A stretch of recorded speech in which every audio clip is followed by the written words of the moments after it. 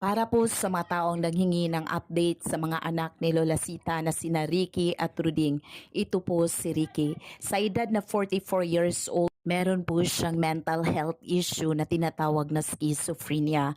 Hindi madali ang kanyang pinagdadaanan sapagkat panganay siya sa tatlong magkakapatid. And sad to say, isa sa kanilang kapatid na babae is namatay na rin.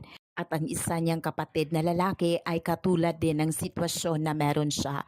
Sobrang napakahirap ito sa buhay ni Lola Sita, lalo na she is already 77 years old at hindi na talaga makakatayo.